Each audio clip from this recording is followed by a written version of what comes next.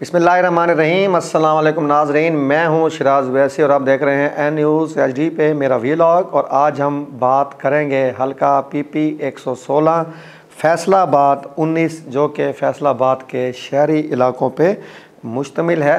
और नाज़रीन, ये नशिस्त खाली हुई थी हाजी मोहम्मद इस्माइल सेला जो कि PTI की हिमायत से 2024 में कामयाब हुए थे 9 मई के केस में उनकी नाअहली से।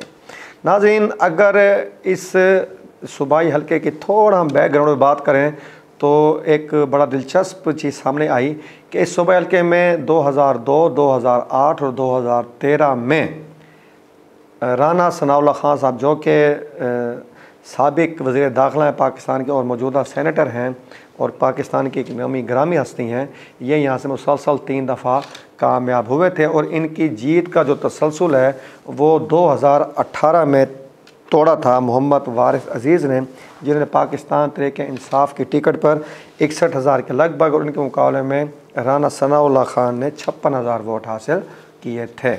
2024 का जब इलेक्शन हुआ तो राना सनाउल्लाह खान कौमी नशिस्त पर ख़ुद उम्मीदवार थे और सूबाई नशिस्त पर उन्होंने अपने जो साहबजादे हैं अहमद शहरयार जो कि इनके दामाद भी हैं, इनके भांजे भी हैं और इनकी जो सियासी विरासत है ये उसको भी आगे लेकर चल रहे हैं, तो उनको मैदान में उतारा लेकिन वो भी नाकाम हुए। हाजी मोहम्मद इस्माइल सेला साहब ने 67,000 के लगभग वोट हासिल किए और राना अहमद शहरयार सिर्फ 52,000 वोट हासिल कर पाए, यानी कि 15,000 वोटों की लीड से हाजी मोहम्मद इस्माइल सेला कामयाब हुए।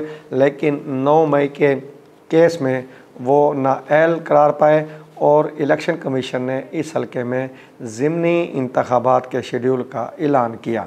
ज़िमनी इंतखाबात के शेड्यूल के बाद नाज़रीन इस हलके में 8 उम्मीदवारों ने जो कि फॉर्म 32 सामने आया है उसके मुताबिक 8 उम्मीदवारों ने कागजात जमा कराए।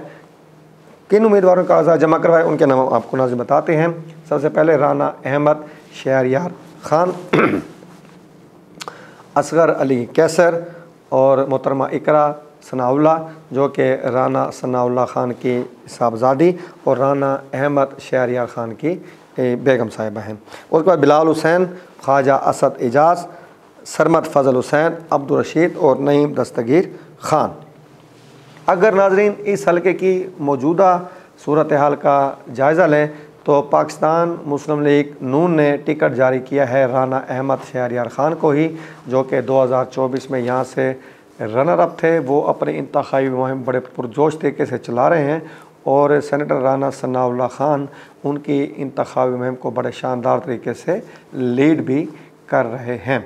पाकिस्तान तहरीक इंसाफ ने इस हलके में बाइकआउट का ऐलान किया तो ज़ाहिर बात है उन्होंने अपना उम्मीदवार नहीं उतारना था। पिछली दफ़ा PTI का उम्मीदवार कामयाब हुआ था तो एक तरह से जो थे राना अहमद शहरयार खान इनको एज मिला कि ये बड़ी आसानी से अपनी इंतखाबी मुहिम लेकर चल रहे थे और ये इस उम्मीदों में थे कि मैं आसानी से नशिस्त जीत जाऊंगा और अभी तक वो इसी सोच के तहत ही अपनी इंतखाबी जो मुहिम है उसको चला रहे हैं।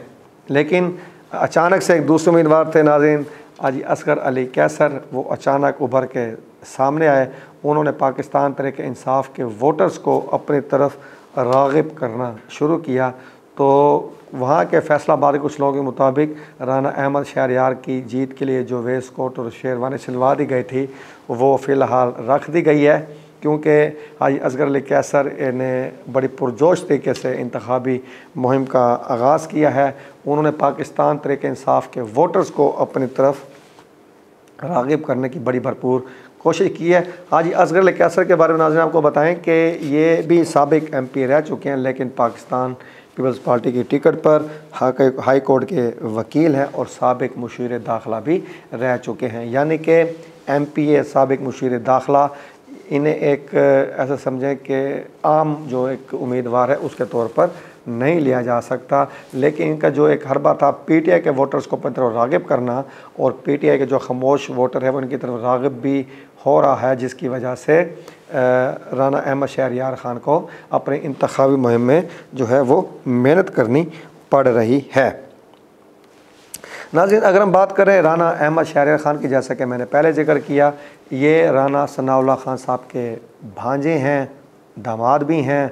और अब जो एक ईरान इनकी आगे सियासी लेगेसी लेके चलना है, उनके लिए भी राना सनाउल्लाह खान साहब ने इनको ही मैदान में उतारा है। 2024 में पहली दफ़ा मैदान में उतरे लेकिन नाकाम हुए।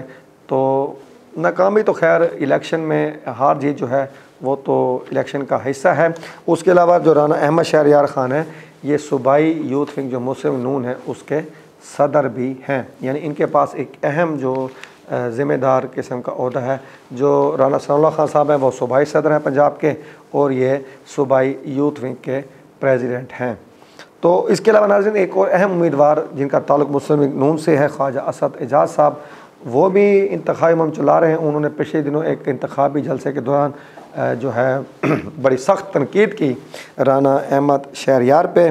ये तो खैर इंतखाबी मुहिम का हिस्सा है, लेकिन अगर हम आज़ादाना जायज़ा लें, गैर जानिबदाराना तज़किया करें, तो मेरे ख़्याल में नाज़रीन राना अहमद शहरयार को जो है वो आराम से जीत जाना चाहिए। उनकी जो जीत की राह में कोई ख़ास रुकावटें मुझे नज़र नहीं आ रही PTI के बाईकाट की शक्ल में। हाँ, PTI का जो खामोश वोटर है, जो मौजूदा निज़ाम से नाराज़ वोटर है, जो कप्तान का दीवाना वोटर है, अगर वो जो असगर अली कैसर साहब हैं उनकी हिमायत करें, खामोशी से उनको वोट कर दे, तो उसके बारे में कुछ नहीं कहा जा सकता। वो तो पता चलेगा 23 नवंबर को, जब फैसलाबाद के इस हल्के की आवाम PP 116 के आवाम घरों से निकलेगी, वोट करेगी और फ़ैसला करेगी कि उन्होंने अपनी जो नुमाइंदगी है, जो कि 2024 में उन्होंने हाजी मोहम्मद इस्माइल सीला साहब को भेजा था, अब वो अपनी नुमाइंदगी के लिए किसको सूबाई असम्बली में भेजना चाहेंगे। मुकाबला पहले तो तगड़ा होता अगर PTI का उम्मीदवार होता, लेकिन अब किसी ख़ास मुकाबले की उम्मीद नज़र नहीं आ रही। सिर्फ़ एक जो है असगर अली कैसर साहब के इनके मुकाबले की सूरत में।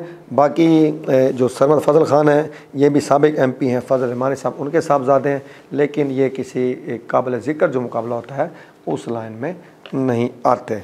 तो बाकी नाज़रीन इस हल्के की ये तस्वीर ताज़ा तरीन सूरत हाल। आइंदा इस हल्के में ज़ाहिर बात है इंतखाबात से पहले नाज़रीन जो मामलात हैं वो अप डाउन होते रहते हैं, सूरत हाल तब्दील होती रहती है। तो आइंदा भी अगर इस हल्के में कोई ताज़ा या सूरत हाल से हमें पता चल रही है तो हम आपको इससे आगाह करते रहेंगे। अगले प्रोग्राम में नए हल्के के साथ आपके सामने हाजिर खिदमत होंगे। उस वक्त तक इजाज़त। शिराज वैसी को अपनी दुआओं में याद रखिएगा। अल्लाह हाफ़िज़।